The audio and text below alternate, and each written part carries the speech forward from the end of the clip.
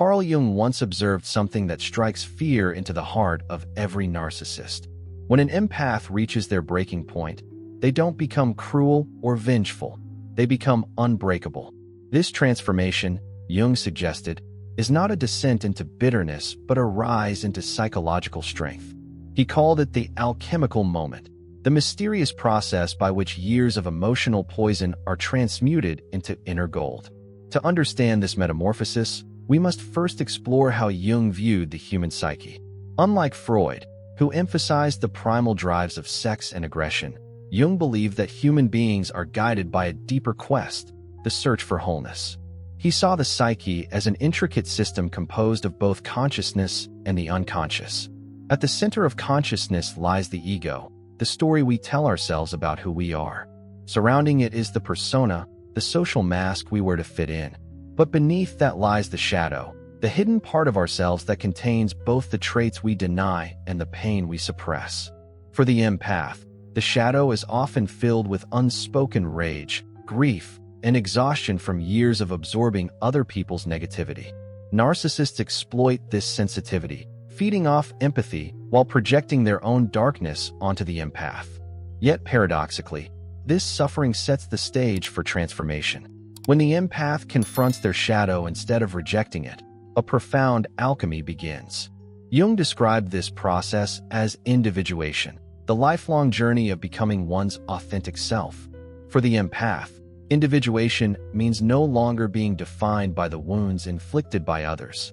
It means realizing that compassion does not equal servitude, and that kindness does not require self-erasure. By reclaiming their shadow, the empath becomes whole, no longer split between the self they show the world and the self they hide inside. This awakening terrifies narcissists. Why? Because the empath they once controlled through guilt, manipulation, or emotional dependency is no longer susceptible. An awakened empath is not only compassionate, but also self-possessed, clear-eyed, and anchored in inner strength. Jung believed that this union of light and shadow is what creates genuine resilience. In Jung's words, the privilege of a lifetime is to become who you truly are. For the empath, this privilege is earned through struggle. Their suffering is not wasted. It becomes the raw material for a new, indestructible self. The architecture of the psyche, Jung's map of the inner world. To understand why the empath's transformation is so powerful, we must first explore Jung's unique model of the psyche. Jung was not content with the idea that the mind was only a battlefield of suppressed desires, as Freud suggested. Instead, he envisioned the human psyche as an entire inner cosmos, layered with structures both personal and universal. At the surface lies consciousness, the domain of the ego. This is the part of ourselves that says, "I am me." The ego organizes our sense of identity, weaving together memories, preferences, and experiences into a coherent story. Yet, as Jung warned, the ego is only a small island floating on a vast ocean. Beneath it lies the unconscious, where most of who we truly are resides. Jung divided this unconscious into two realms, the personal unconscious and the collective unconscious. The personal unconscious contains forgotten experiences, repressed desires, and denied aspects of ourselves, what Jung famously called the shadow. For the empath, the shadow often contains the anger they are not allowed to express, the boundaries they are too afraid to set, and the unmet needs they continually bury to care for others. The collective unconscious, however, is something far more mysterious. Jung believed it to be a universal reservoir of memory and meaning inherited through the entire history of humanity. He argued that every person is born with deep psychological blueprints called archetypes. These are recurring symbols, patterns, and motifs. The mother, the hero, the trickster, the shadow itself, which appear in myths, religions, and dreams across all cultures and eras. For Jung, these archetypes are like an inherited inner map. They guide our psychological growth, shape our fears and desires, and emerge in our stories and fantasies whether we recognize them or not. The empath's struggle can be seen through this lens. Many empaths unconsciously live out the archetype of the caregiver or the self-sacrificer. They embody compassion and nurture others, but at the cost of denying their own needs. Narcissists, on the other hand, often align with the trickster or the tyrant, feeding on the energy of others while evading responsibility. This creates a destructive dance. The empath gives endlessly, while the narcissist takes endlessly. Yet according to Jung, the psyche is always striving toward balance. And this is where the archetype of the hero enters the empath's journey. When the empath finally confronts their shadow, their repressed anger, pain, and unmet desires, they begin to step into the role of the hero. Like the mythic figures who descend into the underworld to retrieve hidden treasures, the empath must venture inward to reclaim the parts of themselves they abandoned. Jung described this descent as essential. One does not become enlightened by imagining figures of light, but by making the darkness conscious. For the empath, this means facing uncomfortable truths, that their people-pleasing is often a mask for fear of rejection, that their martyrdom is sometimes a way to avoid conflict, and that their compassion can be exploited if it is not paired with strength.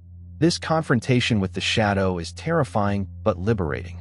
It marks the beginning of individuation, Jung's term for the process of becoming a complete, authentic self. Individuation does not mean perfection, it means integration. The empath learns that they are not just gentle and caring. They also carry anger, ambition, and power. By owning these qualities, they no longer need to project them onto others. And it is precisely at this stage that the empath begins to transform from vulnerable to formidable. Once they recognize their shadow and integrate it, they gain a clarity that narcissists cannot tolerate. No longer are they blinded by illusions of control or guilt. Instead, they begin to see through manipulation with startling accuracy. The narcissist loses their grip because the empath has discovered something the narcissist cannot access: wholeness. This is the essence of Jung's vision, that healing does not come from rejecting our darkness, but from embracing it. The empath's alchemical moment is nothing less than this integration, the fusing of compassion with strength, sensitivity with boundaries, love with wisdom. The descent into the shadow, alchemy of the empath. If the first step of individuation is recognizing that the ego is not the whole self, the second, and far more difficult, step is facing the shadow. Jung described the shadow as the collection of traits, impulses, and memories that the ego refuses to acknowledge. It is everything we find unacceptable, shameful, or frightening about ourselves. For the empath, the shadow often includes anger, selfishness, assertiveness, and even the desire for power. Because these qualities conflict with their self-image as good and kind, the empath pushes them deep into the unconscious. But repression does not erase, it distorts. The empath who denies anger becomes passive-aggressive. The empath who suppresses ambition projects it onto others, admiring strength but never claiming their own. And most dangerously, the empath who ignores their capacity for manipulation becomes easy prey for those who wield manipulation consciously, the narcissists. Here lies Jung's radical insight. The shadow is not purely evil. It contains not only our destructive impulses, but also hidden vitality, creativity, and power. The gold is in the dark, Jung once said, meaning that our wholeness lies precisely in what we reject. For the empath, shadow work is an alchemical process. By admitting, yes, I can be angry. Yes, I sometimes want control. Yes, I am capable of selfishness. They begin to reclaim the very qualities that narcissists exploit. The empath does not become a narcissist by doing this. Instead, they integrate these traits into a balanced whole. Anger becomes the fuel for setting boundaries. Ambition becomes the energy for pursuing personal dreams. Selfishness becomes the wisdom to care for the self as much as for others. Jung also emphasized two other crucial archetypal forces within the psyche, the anima and animus. These represent the repressed opposite gender qualities within each person. For a man, the anima is his inner feminine, his sensitivity, intuition, and capacity for nurturing. For a woman, the animus is her inner masculine, her assertiveness, rationality, and strength. Empaths, especially those raised in environments where one side was discouraged, often repress these inner counterparts. A male empath may disown his assertiveness, appearing endlessly accommodating. A female empath may deny her rational authority, shrinking to avoid conflict. By confronting and integrating their anima or animus, empaths unlock a new dimension of balance. Imagine the female empath who embraces her animus. Suddenly, her compassion is reinforced by strength, and her boundaries are unshakable. Or the male empath who reclaims his anima. His sensitivity becomes not weakness, but a deep intuitive intelligence, capable of perceiving subtle emotional truths that narcissists cannot hide. This integration creates a profound shift in the empath's inner navigation system. Where once they were steered unconsciously by guilt, fear of rejection, or inherited archetypes, they now gain access to the self, the totality of who they are. Jung saw the self as the central archetype, the God image within, the wholeness that transcends the split between light and dark, masculine and feminine, conscious and unconscious. When an empath reaches even a glimpse of this state, they become what Jung might call individuated. And here is the paradox that terrifies narcissists. The empath does not become cruel or manipulative in return. They become unbreakable. Their compassion is no longer naive but discerning. Their boundaries are no longer brittle but firm.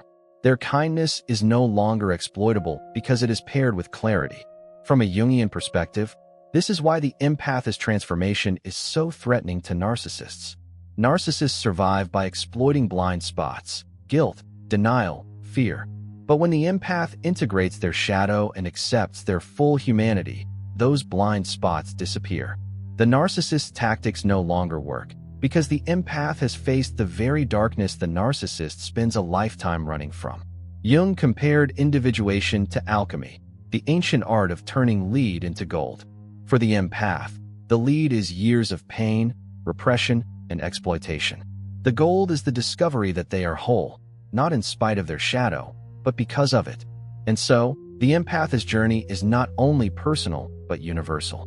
It reflects the deepest truths of Jungian psychology, that healing requires honesty, that authenticity requires integration, and that true strength arises when compassion and power walk hand in hand. From wounds to wholeness, the empath's final transformation. Carl Jung once wrote, "The privilege of a lifetime is to become who you truly are." For the empath who has endured the pain of narcissistic abuse, this statement resonates with extraordinary depth. Their suffering is not meaningless. It is the crucible that sets the stage for individuation, the transformation of raw experience into psychological gold. The empath's journey begins with vulnerability. By nature, they are open, receptive, and attuned to others. These qualities, when unbalanced, make them susceptible to manipulation.